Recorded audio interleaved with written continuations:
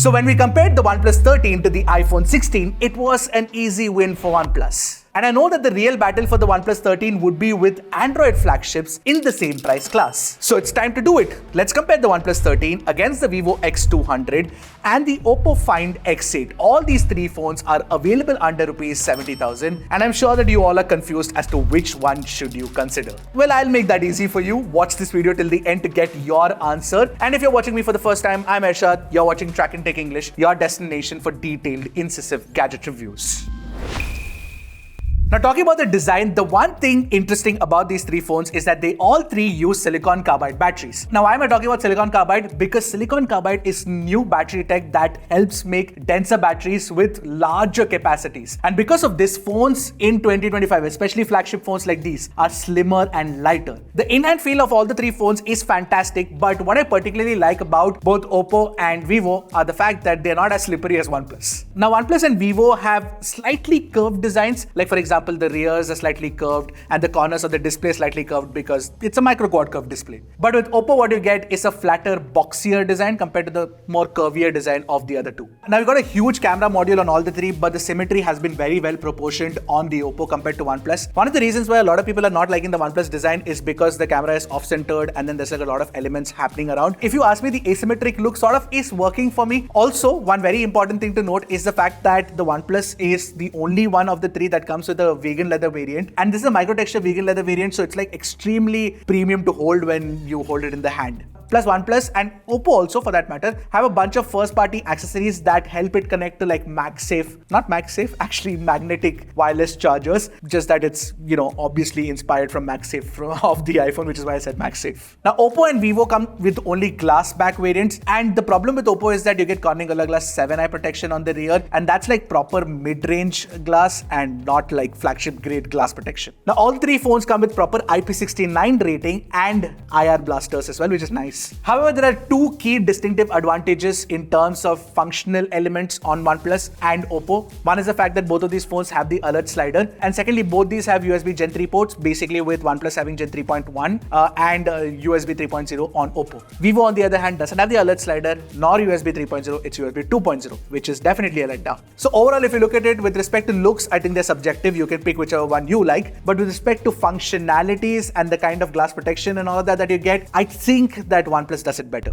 Now, the OnePlus 13 has Snapdragon 8 Elite, LPDDR5X RAM type, UFS 4.0 storage, whereas these two phones has the Dimensity 9400 with LPDDR5X RAM type and UFS 4.0 storage. Here's a spoiler alert: Snapdragon 8 Elite is definitely more powerful compared to Dimensity 9400, but yeah, Dimensity 9400 is no slouch either. It's equally powerful. Now, in Antutu and in Geekbench, OnePlus scores higher than both the Find X8 and the vivo X200. But the thing with OnePlus is that it tends to throttle the CPU performance a lot, which I mentioned in my OnePlus 13 review, because in performance mode, if it reaches a certain temperature threshold, then it starts throttling performance, and that doesn't happen with either the Find X8 or the vivo X200, which score better in terms of stability. Slightly better, not too much, because they also throttle performance to 59%, which is not that great. So what we are looking for in 30 minutes where we engage 40 threads is around 70%. None of these three phones achieve it. Now, one good thing about the OnePlus is that the GPU doesn't throttle as much, and we got fairly decent GPU stability, which was the highest on the Find X8 and the lowest on the vivo X200. So on the X200, if you look at it, both the CPU and the GPU throttle a lot, whereas on OPPO and OnePlus, the GPU doesn't throttle as much, but the CPU does. And OnePlus doesn't throttle the GPU with higher performance as well, because you get higher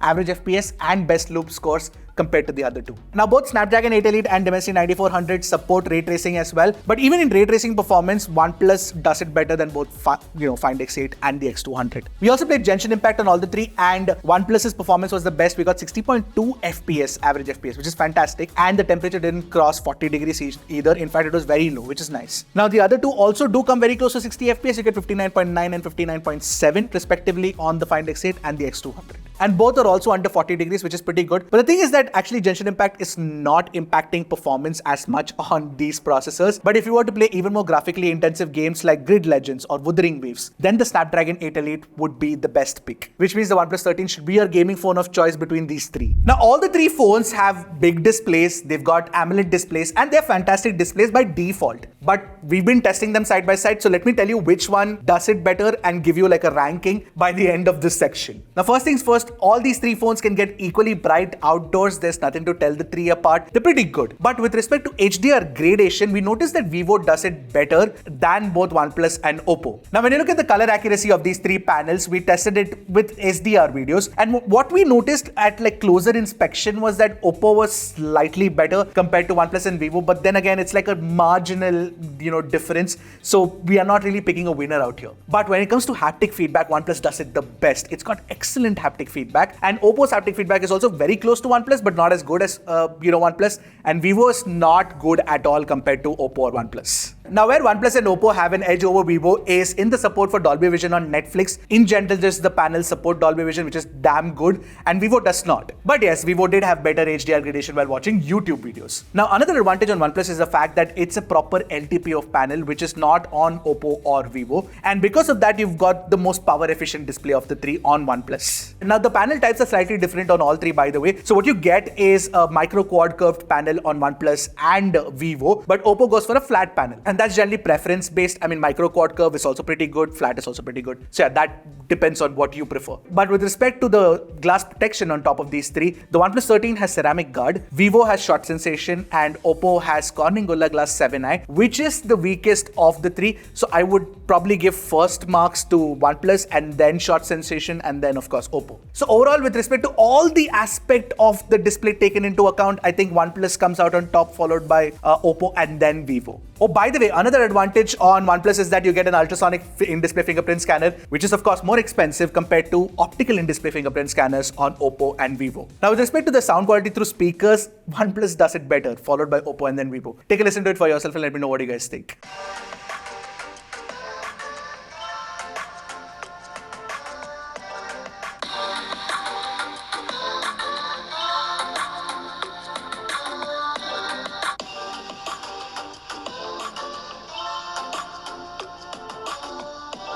So overall, when you look at the display and multimedia experience put together with haptic and in-display fingerprint scanner, all of that, I think OnePlus definitely has a lead over OPPO and Vivo. Yes, so again, you get a lot of value for money with the OnePlus 13. The battery capacities on all these three phones are completely different. You get a 6000 mAh battery on OnePlus, you get 5800 mAh on Vivo, and you get 5630 mAh on OPPO. So charging speeds are the fastest on OnePlus. Basically with the 100-watt charger, you can charge the battery from 0 to 100 in about 37 minutes. But it's not like OPPO and Vivo are like charging really slowly.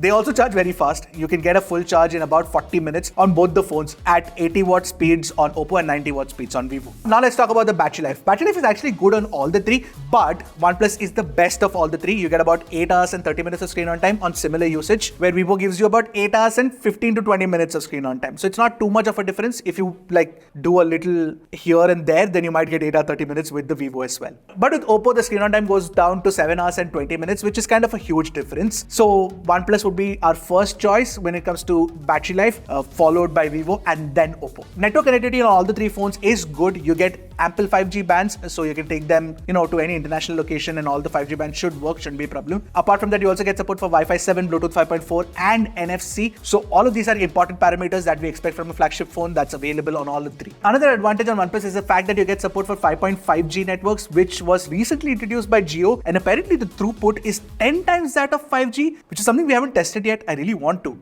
Is 5.5G available in your city yet? If it is, let me know in the comments. Now when you talk about the software experience, OnePlus and OPPO have a very similar software experience because OxygenOS 15 is based on the same code base as ColorOS 15. And both of these are also based on Android 15, and what you can expect are 4 plus 6 years of software updates. Whereas on vivo X200, you get 4 plus 5 years of software updates, which is not too much of a difference, and you get FunTouchOS 15 based on Android 15. Now between OxygenOS, ColorOS and FunTouchOS, you all very well know that I prefer Oxygen plus Color over FunTouch. Primarily because FunTouch still feels a little dated, it doesn't feel very modern in terms of design. The animations are definitely not as smooth as ColorOS or OxygenOS, and while there are AI features on FunTouchOS 15, it's not as much as what you get on both ColorOS and OxygenOS. Now if I were to pick my software experience of choice between these three phones, it would be OxygenOS 15 and ColorOS 15 over FunTouchOS 15. Now all the three phones have very similar camera setups. I'm not going into the specs, you can take a look at it for yourself in front of your screen right now. So what you get is a primary ultra wide and a telephoto, a 3x telephoto on all the three, and of course you've got a selfie camera on the front as well,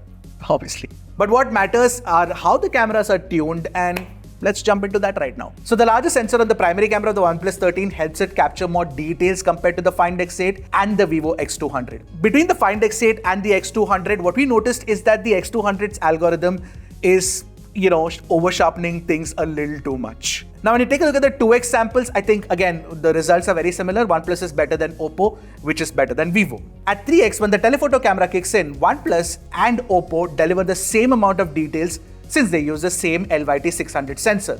And again, X200 tends to over sharpen, which is something that we're not a fan of. At 6x, again, OnePlus and OPPO are fantastic. They're definitely better than vivo. But when you take a look at 10x and higher, OnePlus pulls slightly more detail than the Find X8, despite both using the telephoto AI algorithm. And vivo, of course, cannot compete with either OnePlus or OPPO. For zoom performance, I would pick OnePlus first, followed by OPPO, and then vivo. However, the one area where vivo actually trumps the other two is in color tuning, where the Zeiss natural colors are very close to neutral compared to both OPPO and OnePlus. OnePlus and OPPO both have the tendency to slightly boost the colors to make it look more attractive and social media ready, but X200 keeps things more natural. Vivo also excels in HDR tuning, especially for images with human subjects where the face is lit up well and the background is also evenly sort of exposed. Even with landscapes and ultra-wide HDR, vivo does it better. OnePlus and OPPO are similar in HDR, but with slight differences. OnePlus adds a little more contrast and it still suffers from HDR bloom. Overall, when you look at the HDR tuning, vivo would be our first pick, followed by OPPO and then OnePlus, but the difference between OPPO and OnePlus is marginal.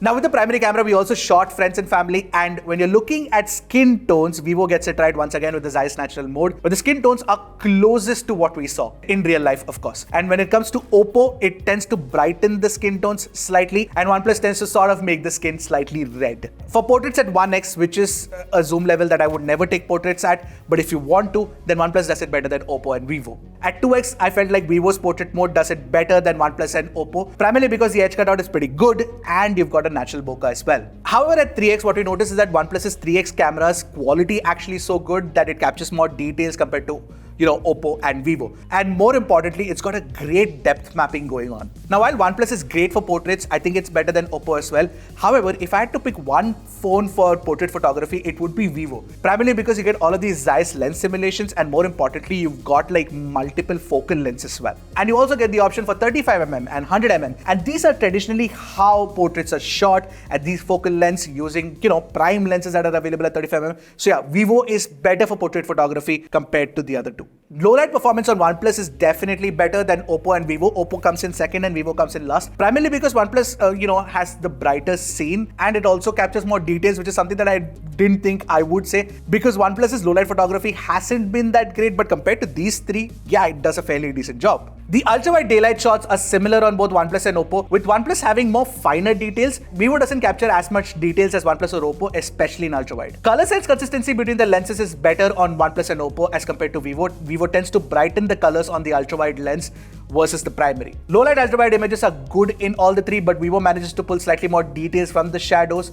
But other than that, all three are great. Now, I like the selfies captured in daylight using all the three phones, but OnePlus has a red skin problem once again, which is an issue with the primary camera as well. But yeah, I mean, if you look past that, then the details are the same on all three. Now, considering the photo stacking with HDR on vivo is the best with the primary camera, it's also the best with selfie HDRs, which is really nice because it's definitely better than OPPO and OnePlus. And between OPPO and OnePlus, I'd pick OPPO over OnePlus. Selfie portraits again, I think vivo beats OPPO and OnePlus. Low-light selfies on all the three phones are pretty good, but just ensure that with vivo, you do not use the night mode to capture low-light selfies. It's actually better without the night mode. Now, when you're recording 4K 60 FPS videos, there's one clear advantage on OPPO and OnePlus, which is the fact that you can actually shoot Dolby Vision videos, which gives it an immediate leverage over vivo. Now, if you're shooting without Dolby Vision with HDR recording quality, I noticed that all the three phones actually do a fairly decent job of video recording. In fact, you can take a look at it for yourself. But in low light, where the differences start cropping up, that's where vivo sort of has better low-light video recording quality,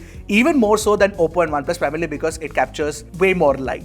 Now, I myself am very shocked at the words that are going to come out of my mouth right now. So, my camera of choice between the three phones would be OnePlus first, OPPO second, and vivo third. I never thought I'd say that, primarily because vivo is known for its camera, repertoire. And that's primarily because vivo doesn't do everything well. For example, pictures of people or low light videography. But when you look at overall camera performance, including great telephoto, zoom performance, and great ultra wide, I think OnePlus does it better. OPPO following it very closely in second. Now, between the three phones, it's very simple. OnePlus 13 is my first choice, Find X8 would be my second choice, and the vivo X200 would be my last. The X200, unlike the X200 Pro, is not as good, primarily because the camera performance is not like leagues better than the other phones in its price class. In fact, in this comparison, OnePlus takes the lead. And the software experience sort of pulls it back, which is definitely better on OPPO and OnePlus. So which phone would be your pick? Let me know in the comment section below. And I'll see you guys in the next one. Until then, keep tracking and stay safe.